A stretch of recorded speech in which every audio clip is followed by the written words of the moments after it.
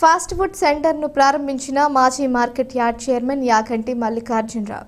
తక్కువ ధరకే నాణ్యమైన ఫాస్ట్ ఫుడ్ ఐటమ్స్ను పట్టణ ప్రజలకు అందించేందుకు యువకుడు తిక్కా శ్రీనివాస్ యాదవ్ ముందుకు రావడం సంతోషకరమని మాచర్ల మార్కెట్ యార్డ్ మాజీ చైర్మన్ యాగంటి మల్లికార్జునరావు అన్నారు. శుక్రవారం పాత మాచర్లలోని టీఎస్వై ఫాస్ట్ ఫుడ్ సెంటర్ను ఆయన ప్రారంభించారు. యాగంటి మల్లికార్జునరావు మాట్లాడుతూ ఫాస్ట్ ఫుడ్ సెంటర్ను ఏర్పాటు చేసుకుని స్వశక్తిగా జీవిస్తూ తమతో పాటు 10 మందికి ఉపాధి కల్పించేలా శ్రీనివాస్ యాదవ్ కృషి అభినందనీయమన్నారు. శ్రీనివాస్ యాదవ్ను యువకులు ఆదర్శంగా తీసుకోవాలన్నారు. ప్రభుత్వం రాయితీపై అందిస్తున్న రుణాలతో యువత స్వశక్తిగా జీవించేందుకు కృషి చేయాలన్నారు. ఉపాధి అవకాశాల ఏర్పాటుకు ప్రభుత్వ సహకారం ఎప్పుడూ ఉంటుందన్నారు. నిరుద్యోగుల ఉపాధి కోసం కార్పొరేషన్లు ఏర్పాటు చేసి ఎంతో మంది యువతకు జీవనోపాధిని కల్పించిన ప్రభుత్వం టీడీపీ అన్నారు. కార్యక్రమంలో తిక్కా కొండలు, దుర్భాకల ప్రసాద్, బొట్టు కోటేశ్వరరావు, షేక్ మస్తాన్, భవానీ, వీరు, గాజుల అంజీ తదితరులు పాల్గొన్నారు.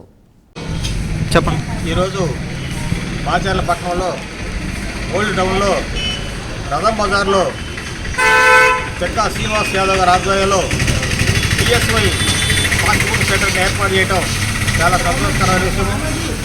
మరి ఈ ప్రాంతంలో ఫాస్ట్ ఫుడ్ లేకపోవడం వల్ల చాలా ఇబ్బంది ఉంది. ఈ ప్రాంతంలో ఉన్నటువంటి ఫాస్ట్ ఫుడ్ ప్రియులందరూ కూడా తక్కువ ధరకే అన్ని రకాల ఫాస్ట్ ఫుడ్స్ ఇక్కడ ఏర్పాటు చేయడం జరిగింది.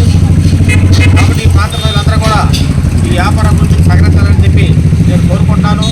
మరి డిగ్రీ చదువుకున్న వ్యక్తి చెక్కా శ్రీనివాస్ యాదవ్ గారు ఈరోజు మరి ప్రభుత్వ సహాయం కోసం, ప్రభుత్వ ఉద్యోగం కోసం ఎదురు చూడకుండా స్వయం ఉపాధిలో భాగంగా మరి సొంతంగా వ్యాపారం పెట్టుకొని ఈరోజు ఇక్కడ ఫాస్ట్ ఫుడ్ సెంటర్ ఏర్పాటు చేయడం కాకుండా మరి ఫాస్ట్ ఫుడ్ సెంటర్ ద్వారా 10 మందికి జీవనోపాధి కల్పించే ఉద్యోగ అవకాశాలు కూడా 10 మందికి ఫాస్ట్ ఫుడ్ సెంటర్ ద్వారా ఉద్యోగ అవకాశాలు కూడా కల్పించే ఘనత శ్రీనివాస్ యాదవ్ గారిని.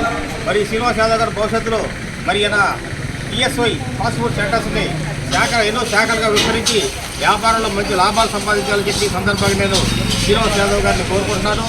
అలాగే మరి భవిష్యత్తులో కూడా మరి ఎంతోమంది చదువుకున్న విద్యార్థులు కూడా ఉన్నారు మాచర్ల పట్టణంలో.